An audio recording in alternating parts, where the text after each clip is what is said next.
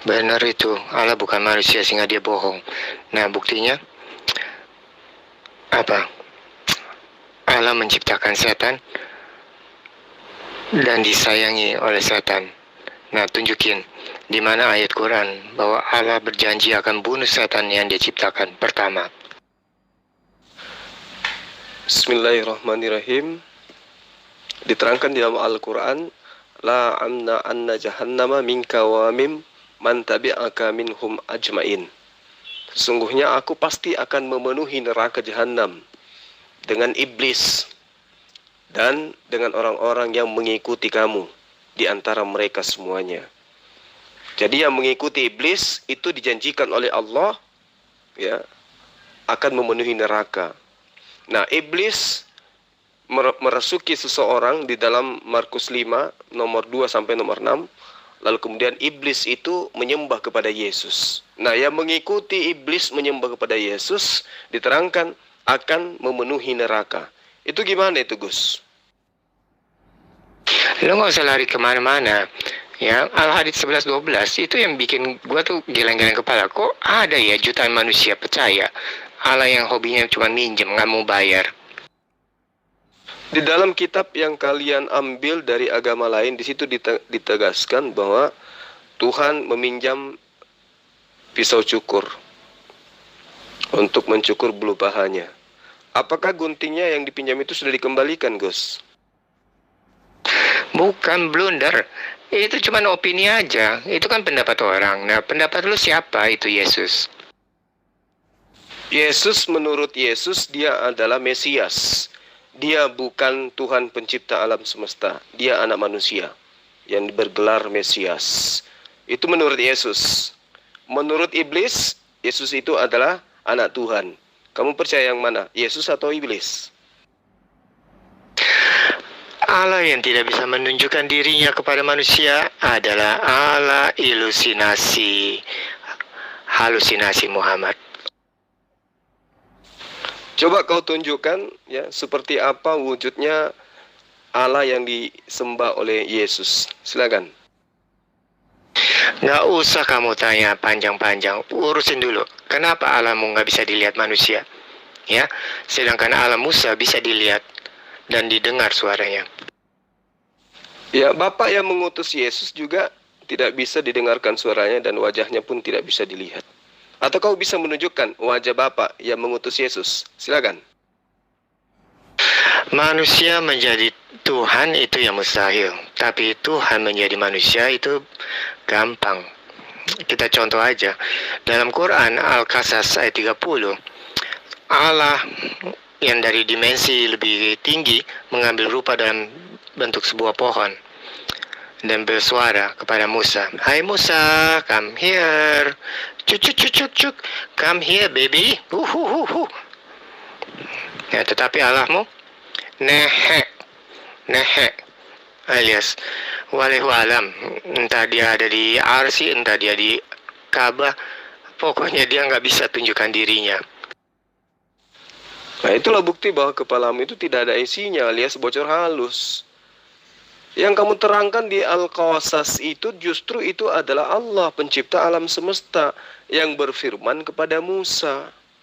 Nah, sekarang yang saya tanya itu, yang kau katakan Tuhanmu itu nampak, yang kau sebut dengan Allah Bapa itu seperti apa penampakannya? Jawab. Lalu tunjukinlah buktinya. Gue minta perpuluhan di mana-mana. Awas, lu jangan memfitnah sembarangan. Ya, cuma dalam kitab lu lah yang ada. Satu, ketika Muhammad lagi khotbah, dia berkata, "Wih," ketika ditegur, Muhammad minta sedekah, ditegur sama Allahnya. Itu kita baca dalam Sat 86. Nah, ketika kita mau bicara dengan Nabi, nah, itulah diperintahkan kita untuk memberi sampul sedekah. Itu kita baca dalam surah 58 ayat 12. Nah, yang paling parah, Al-Hadid ayat 11-12. Allah minjem. Ayat 12 yang maksa lagi minjemnya. Nah, tapi bayarnya nggak ditulis dalam Quran bagaimana cara Allah bayar kita. Aneh. Kalau di dalam Al-Quran diterangkan, Qul ma as'alukum alaihi min ajri wa ma ana minal mutakallifin. Memang itu benar. Rasulullah Muhammad SAW tidak pernah meminta bayaran. Ya, tidak pernah meminta bayaran. Untuk pribadinya nggak pernah. Tapi kalau untuk umat ada yang disebut sedekah, ada yang disebut infak, ada yang disebut zakat. Itu untuk negara. Ya, untuk pemerintahannya. Bukan untuk pribadinya. Berbeda dengan perpuluhan. Perpuluhan itu satu paket dengan gereja. Kamu nggak bisa menyembunyikan itu, Gus. Rasulullah Muhammad SAW itu tidak pernah meminta imbalan sedikit pun. Kalau yang dikatakan zakat, infak, sedekah, jizya, itu adalah untuk umat, bukan untuk dirinya. Lalu kemudian kamu mencoba untuk mengambil lagi dari Al-Quran. Ya. Diterangkan bahwa manzalladzi yuqridullah qardan hasana fayudha'ifahu lahu wa lahu ajrun karim. Barang siapa meminjamkan kepada Allah dengan pinjaman yang baik, maka Allah akan mengembalikannya berlipat ganda untuknya dan baginya pahala yang mulia. Yang dimaksud di sini adalah amal perbuatan. Allah memerintahkan orang sujud, lalu kemudian orang meninggalkan perbuatan yang lain untuk beralih kepada sujud kepada Allah. Itu yang dimaksud pinjaman. Betapa mulianya Allah itu.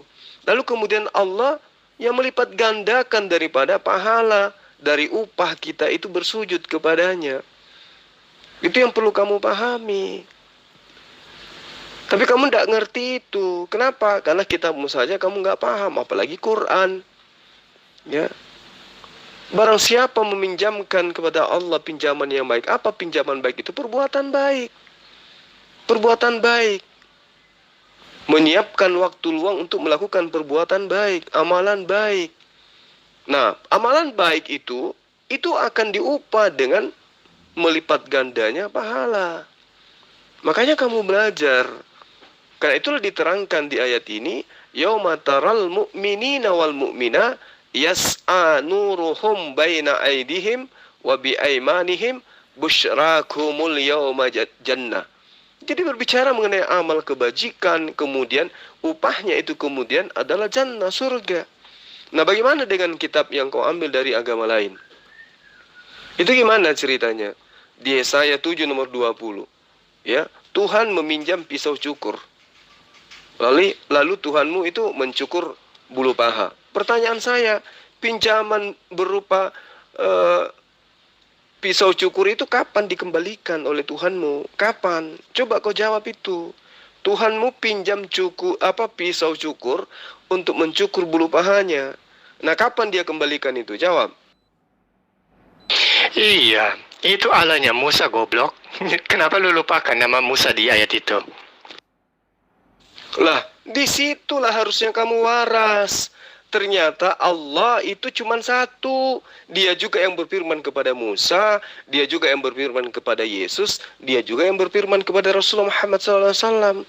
Kamu itu yang goblok. Nyata-nyata ayat suci Al-Quran yang kamu tunjukkan. Kamu mengatakan itu Allahnya Musa. Nah, disinilah hebatnya Al-Quranul Karim. Ya, ternyata memang jelas orang yang bahlul ya nampak. Makanya Allah itu menegur orang-orang kafir itu di dalam Al-Quran.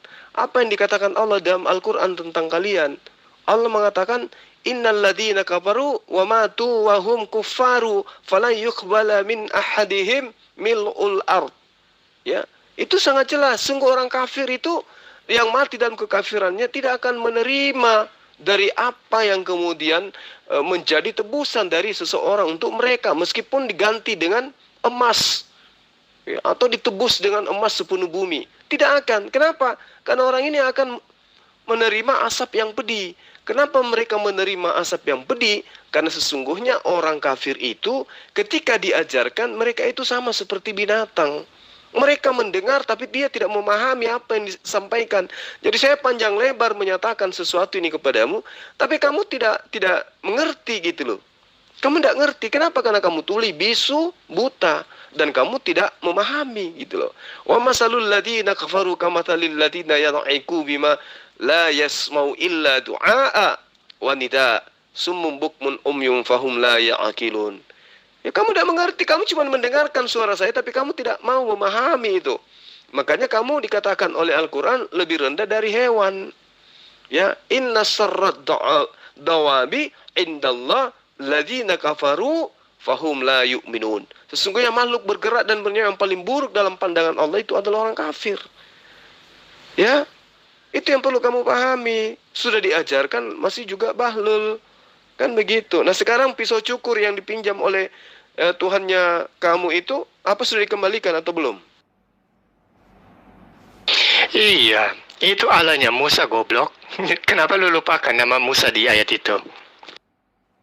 Lagian Nabi Musa itu adalah nabi kami, nabi yang wajib kami imani, yang diutus kepada Bani Israel. Lah Kristen, apa hubungannya dengan Nabi Musa? Emang kalian siapa coba?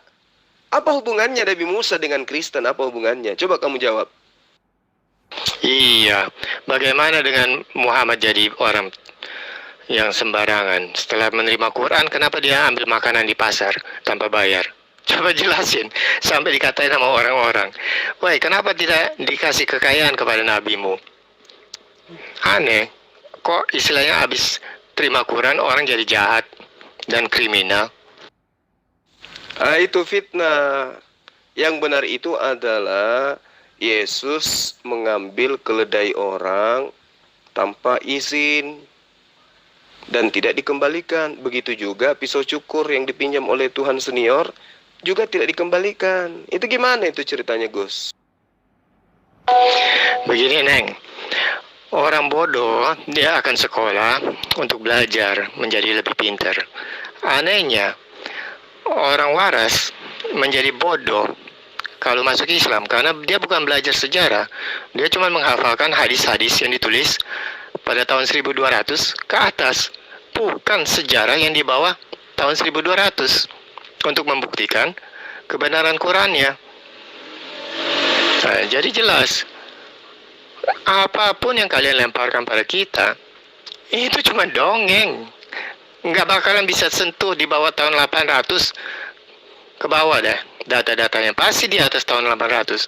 Karena disitulah mulai munculnya liberalisme. Artinya pemikiran bebas, tidak lagi percaya pada tradisi dan norma-norma budaya. Gus, kamu ngomong apa, Gus? Coba, keledai yang diambil Yesus itu sudah dikembalikan belum? Begitu juga pisau cukur. Sudah dikembalikan, Gus? Pinjam kok nggak tanggung-tanggung, Gus. Alah, lu so pinter. Yang disebut dongeng itu ketika ada cerita pasukan gajah dalam surat Al-Fil, tapi orang Saudi tidak mengizinkan untuk digali bukti-buktinya. Itu baru namanya dongeng. Kamu ngomong apa, Gus?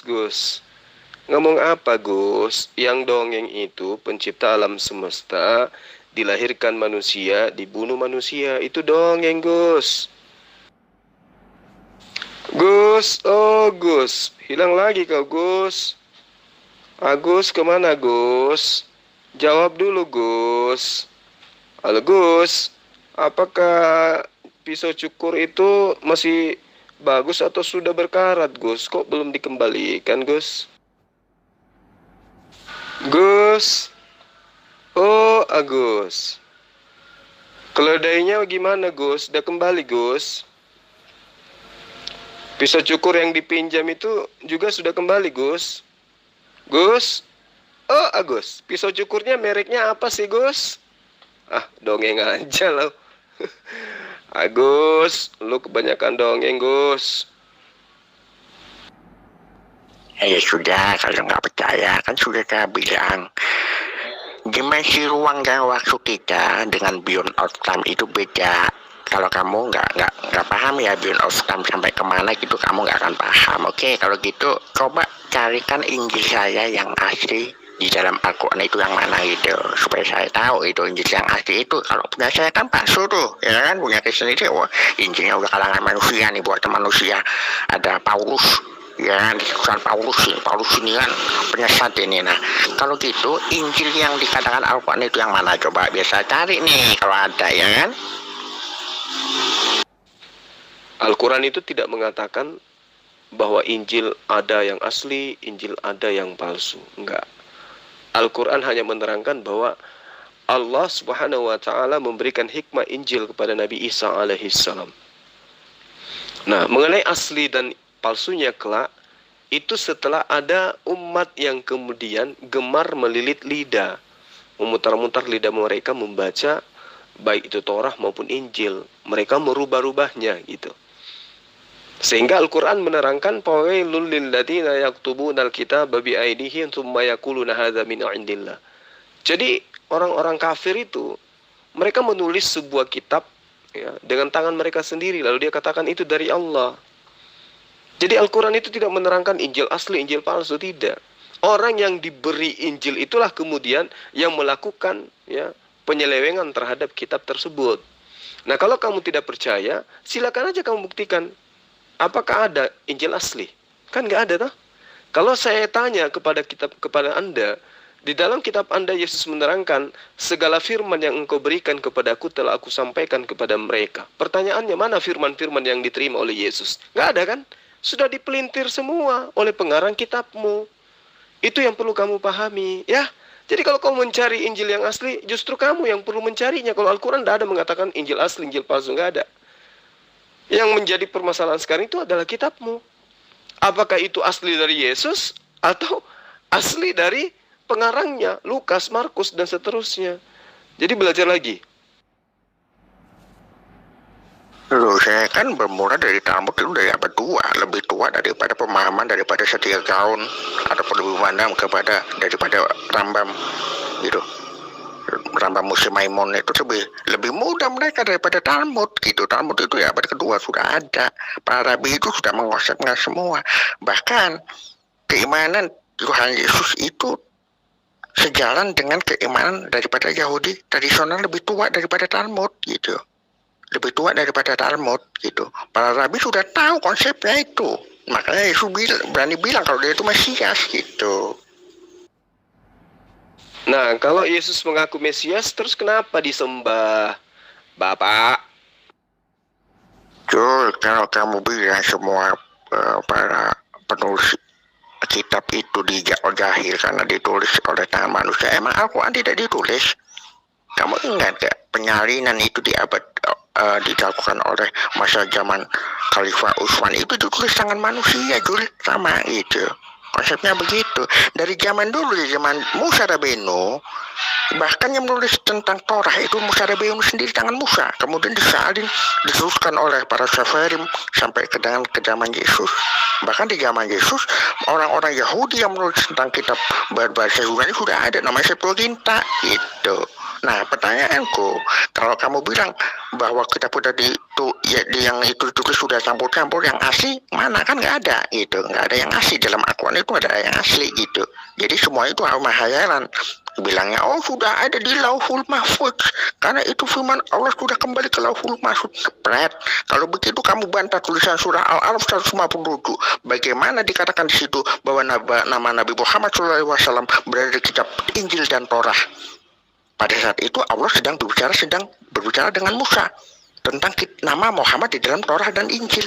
Bagaimana Allah bisa memberikan gambaran kepada Musa bahwa di zaman ketika berbicara dengan Musa, Allah sudah bilang bahwa nama Muhammad ada di dalam Injil, padahal Injil belum ada. Itu kan ngarang itu Allah namanya itu. Nah, untuk mengetahui itu, coba kamu tunjukkan aja mana yang asli.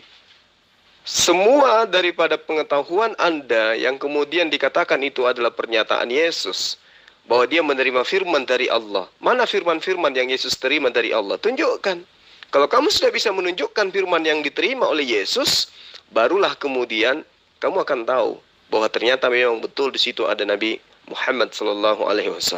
Tapi kan kamu tidak mampu menunjukkan itu. Karena Al-Quran lebih dulu mengatakan fawailul lil ladzina yaktubunal kitaba bi aydihim tsumma yaquluna hadza min indillah. Orang-orang kafir itu menulis sebuah buku, lalu kemudian karya tulisnya itu dikatakan adalah firman Allah, padahal bukan. Coba. Ya, itu yang perlu kamu pahami. Kalau kamu katakan tidak dirubah-rubah, ya, Itu kamu perlu belajar. Antar terjemahan di Indonesia ini saja bertentangan satu sama lain. Contoh misalnya, di dalam Yesaya dikatakan bahwa Tuhan meminjam pisau cukur. Di terjemahan lain dikatakan Tuhan menyewa pisau cukur. Ini adalah pembodohan dan ini adalah fakta yang diterangkan oleh Al-Quran. Meminjam dengan menyewa itu beda. Ya, itu yang perlu kamu pahami. Nah itu kamu berarti nggak tahu konsepnya gitu. Kita lihat di kitab Daniel, anak manusia itu ditujukan kepada Mesias itu kenapa turun datang dari langit, coba? Ya jawab aja dulu. Kenapa kok ada Mesias disembah? Siapa yang ngajarin? Sejak kapan Mesias itu adalah pencipta alam semesta? Itu makanya kalian itu dilaknat sama orang Yahudi. Karena Mesias bagi mereka itu bukan Tuhan. Belajar lagi. Itu kamu berbicara terjemahan, Yul. Coba kamu bantah dulu surat Al-Araf 157 itu ketika Allah berfirman kepada Musa, wahai Musa, aku beritahukan kepada kamu bahwasanya nanti ada nabi yang umi yang namanya terdapat di dalam kitab Taurat dan Injil. Itu Allah bicara sama Musa tentang Taurat dan Injil. Padahal Injil belum ada. Kamu harus berpikir dari situ. Ini firman Allah, ini ngarang-ngarang apa gimana? Allah berbicara kepada Musa, berbicara tentang Injil. Injil belum ada, gitu. Ya, kalau kamu bilang segala sesuatu yang disampaikan kepada Yesus itu mana Injil? Kan Yesus itu berbicara dengan lisan yang ditulis. Seperti halnya Nabi Muhammad SAW berbicara kepada para sahabat yang nyatat para sahabat. Emang ada berita Nabi Muhammad membukukan Al-Quran? Tidak ada. Itu inisiatif daripada Abu Bakar dan Umar bin Khattab. Kenapa? Karena perang Yamamah menyebabkan para penulis Al-Quran, para penghafal Al-Quran banyak mati di medan perang. Perang dengan siapa? Dengan orang yang mengaku sebagai nabi. Itu harus kamu pahami, Jul. Ya. Jadi jangan bilang Injil palsu, sedangkan di Al-Quran nggak ada Injil palsunya gitu loh. Kok berbicara tentang bahasa berbeda-beda, itu namanya sudah terjemahan gitu. Kalau mau melihat bahasa aslinya ya dilihat gitu di Textus Receptus, di Westcott and Hort, di mana lagi Codex Sinaiticus, Codex Vaticanus, ada banyak, ada 5.000 bahasa untuk perjanjian baru, ada 5.000 salinan gitu. Untuk Septuaginta di Gua Qumran itu lengkap gitu, lengkap semuanya gitu ya. Itu siri yang kamu kunyah dilepasin dulu. Jangan kunyah siri kalau mau berdialog. Siri atau ban dalam mobil kayaknya yang kau kunyah itu ya. Terus sekarang kamu bawa Al-Araf ayat 157. Kamu katakan di situ Allah berfirman kepada Nabi Musa. Ini gara-gara kunyah siri atau kunyah ban dalam sampai otakmu itu tidak berfungsi sampai kamu suka bohong-bohong kayak begini tuh, atau apa itu ya? Kamu ngaku murtad, ya kan? Kalau nggak salah kamu itu murtad yang takut kepada dewa, kan? Jangan suka tipu-tipu lah. Kamu nggak bisa nipu umat Islam itu dengan ayat suci Al-Quran. Alladzina yattabi'u, ya, itu tidak berbicara mengenai Nabi Musa di sana. Itu bercerita tentang Rasulullah Muhammad SAW yang kemudian diceritakan di dalam Taurat dan Injil. Jadi bukan Nabi Musa yang berfirman, bukan Allah berfirman kepada Nabi Musa pada masa Muhammad SAW, bukan. Pada masa Rasulullah. Allazina yattabi'una ar-rasul nabiyyal ummiyal ladzi yajidu. Ya, jadi diterangkan di ayat ini bagaimana kemudian orang-orang yang mengikuti Rasul Nabi yang ummi, yang tidak bisa baca tulis, yang namanya mereka dapati tertulis dalam Taurat dan Injil yang ada pada mereka. Jadi Ya, narasi yang muncul kemudian dalam ayat ini adalah Allah menerangkan kepada Rasulullah Muhammad sallallahu alaihi wasallam bahwa orang terdahulu itu menemukan nama Rasulullah Muhammad sallallahu alaihi wasallam di dalam Taurat dan Injil. Masalahnya sekarang kamu mencoba mencari nama Nabi Muhammad sallallahu alaihi wasallam di dalam kitabmu, di mana kitabmu bukan Taurat dan juga bukan Injil. Injil yang dimaksud di sini adalah wahyu Allah yang datang kepada Nabi Isa alaihissalam. Taurat yang dimaksud ini adalah kitab yang datang kepada Nabi Musa alaihissalam. Nah, di mana kitab-kitab itu? Tugasmu untuk mencarinya. Kami hanya disampaikan bahwa kitab itu ada dan pernah diwahyukan. Lalu kemudian kitab itu diputarbalikkan oleh ahli kitab. Dan itu terbukti hari ini.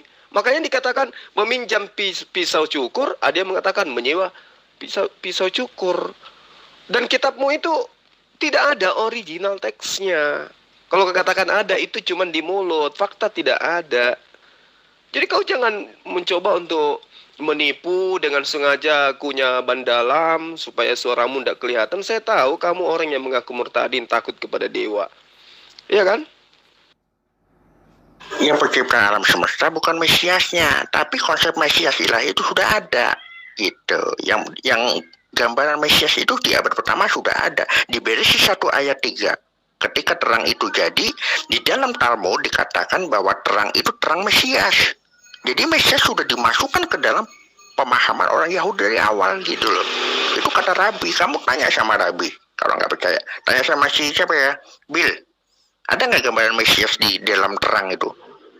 Pada waktu Tuhan berfirman, apa itu ya? Aku sampai lupa bahwa terang, lalu terang itu jadi. Itu bukan terang ciptaan, itu terang Mesias itu. Mesias itu konsepnya sudah ada. Itu tidak diciptakan konsep Mesias itu. Tidak diciptakan. Kamu boleh tanya sama dia gitu. Kamu harus belajar sama saya, Jul. Yang dikatakan terang itu ajaran penyembahan terhadap Dewa Horus. Jangan kau bawa-bawa itu. Istilah terang dunia itu istilah orang Yunani itu. Istilah orang Romawi. Nggak usah kau campur adukan dengan ajaran Bani Israel. Percuma. Karena Bani Israel tidak menganggap ajaran Kristen itu sebagai ajaran benar. Kamu bawa Talmud. Baca itu Kristen kayak mana diceritakan di Talmud. Kayak mana Yesus diceritakan di dalam. Jadi perbaiki aja itu. Kamu jangan ngunyah garpu. Ya, saya lihat di mulutmu ada garpu.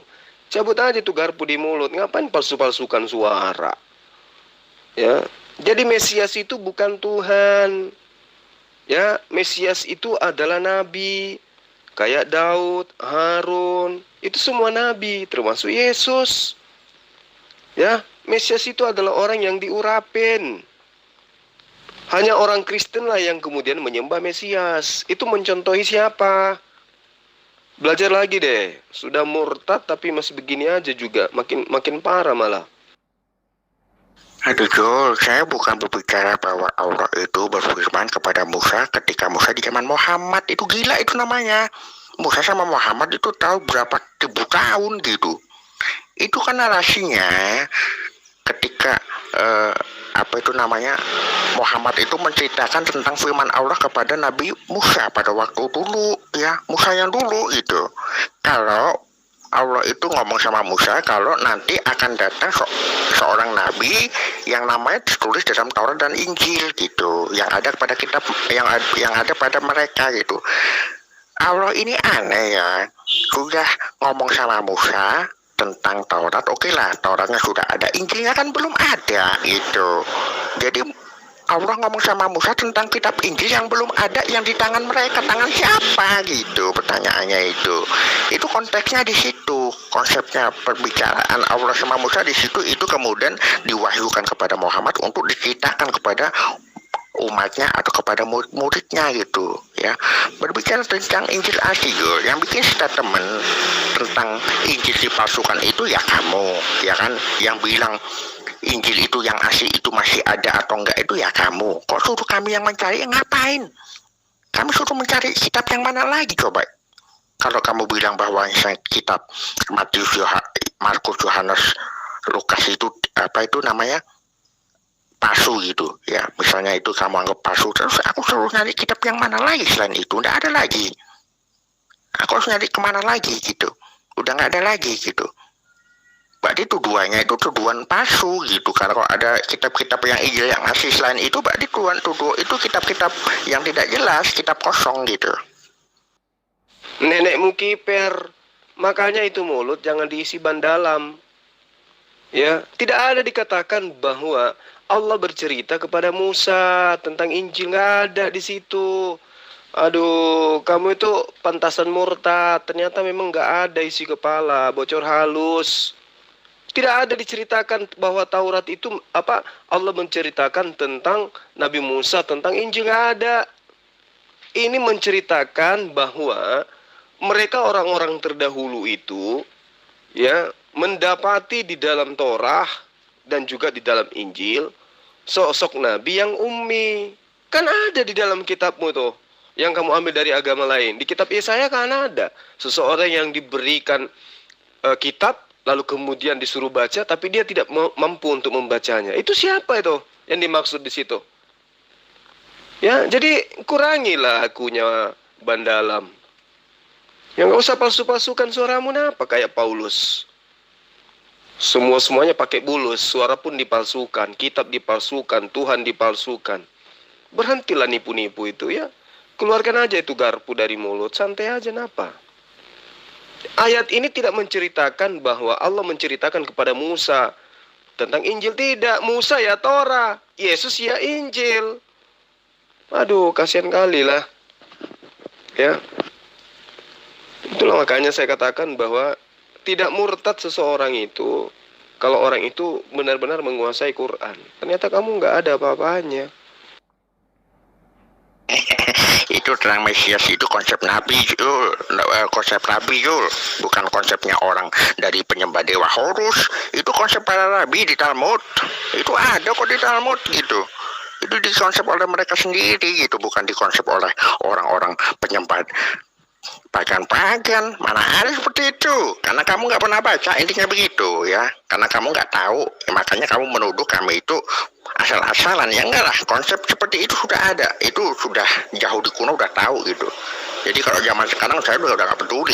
Karena orang sekarang jauh di sekarang itu memakai itu masoretik. Masoretik itu sudah baru ada pada abad ke-10. Itu tidak dipakai sama orang-orang Yahudi zaman Yesus, oke? Keluarin dulu itu sendal jepit di mulut. Nggak usah nipu-nipu pakai suara-suara kayak gitu. Kalau kamu bawa Talmud, berarti kamu sudah sadar toh Yahudi bercerita tentang apa mengenai Kristen, mengenai Bunda Maria, mengenai Yesus. Kenapa nggak sadar-sadar juga rupanya? Kalau mengenai terang dunia, itu ajaran Dewa Horus, putra Dewa Matahari. Kenapa terang? Karena matahari. Kamu belajar di mana rupanya? Murtad kok nggak ketulungan ininya, double kosongnya. Kalau kamu paham dan pernah belajar Talmud, harusnya kamu malu. Talmud itu seluruh isinya hampir menceritakan tentang kalian Kristen. Sadar nggak? Aduh, kitab Yesaya itu bukan Torah, Jul.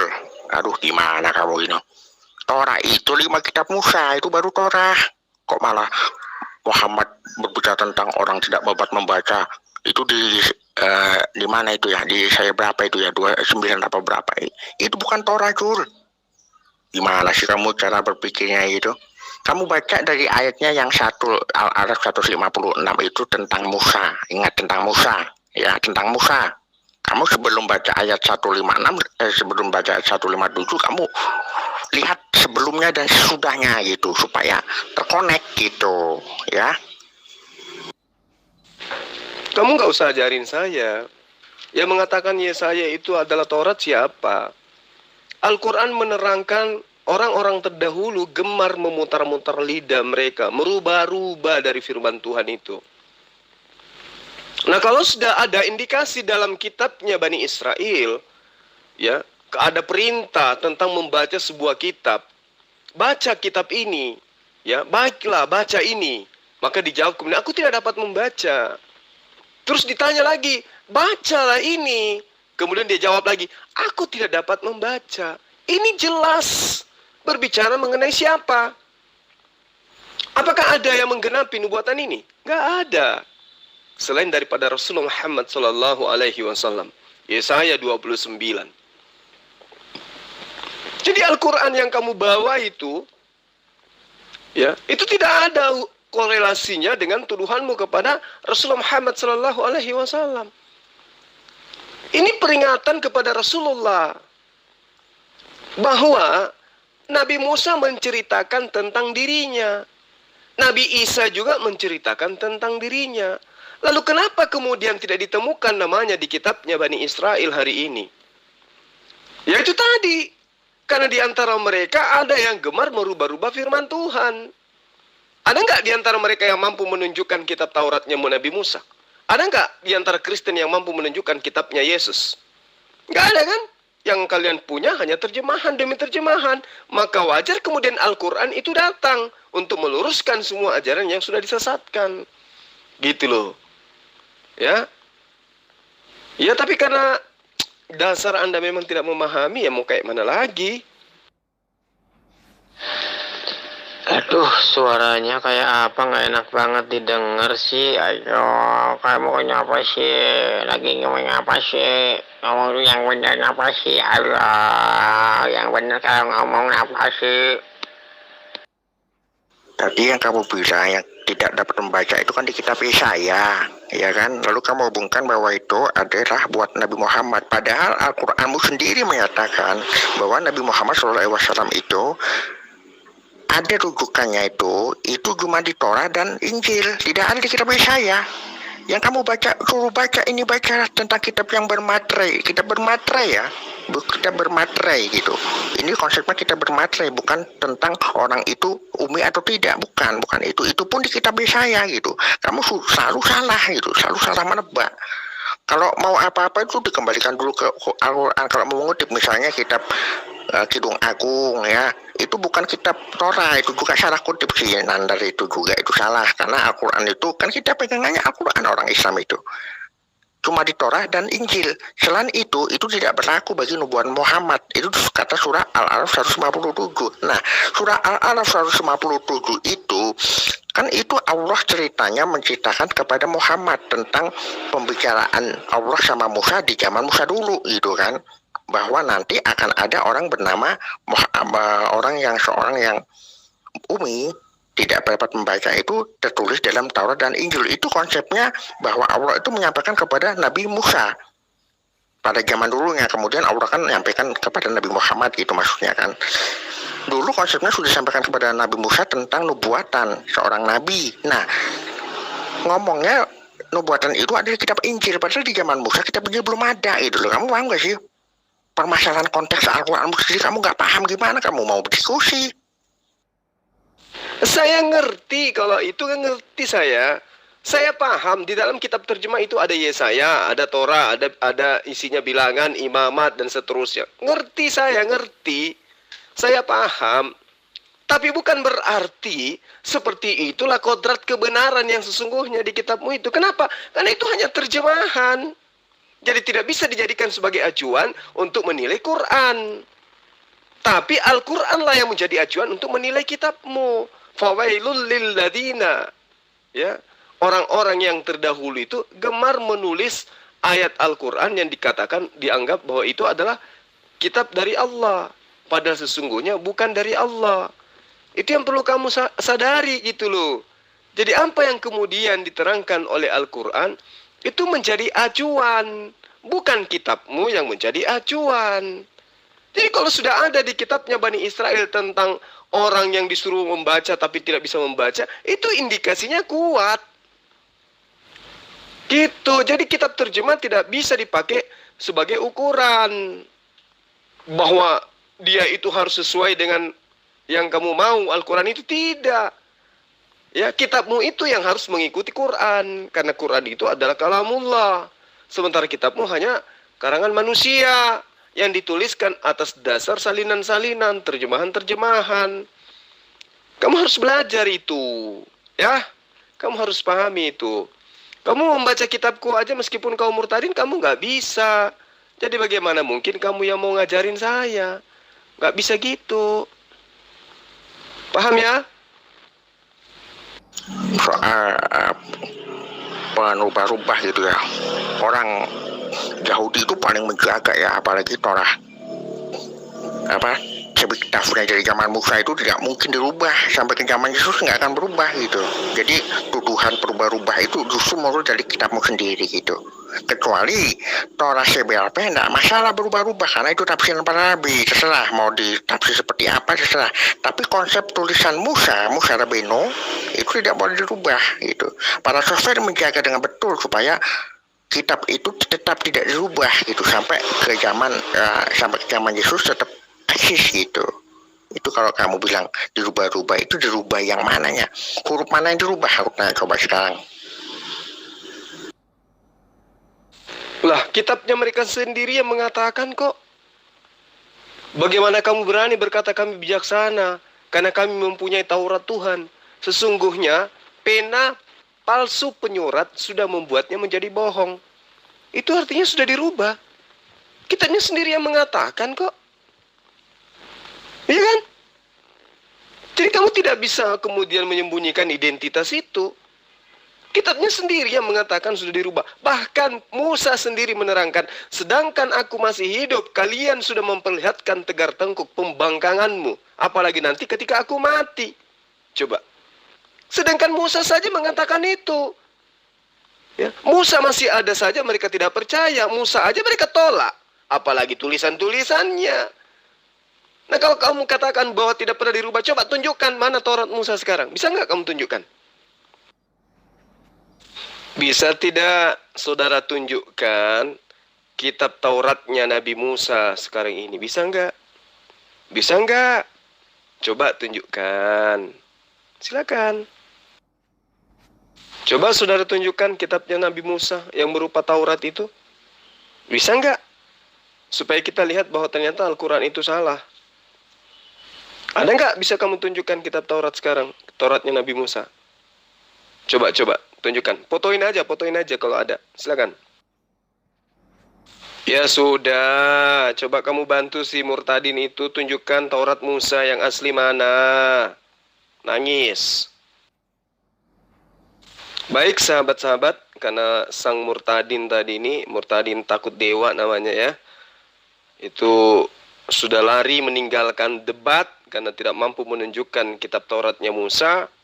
Dan juga teman-temannya tidak satupun yang mampu membantu. Karena itulah saya pamit dulu ya dari grup ini. Karena tidak ada Kristen yang bisa berdebat dengan baik di grup ini khususnya.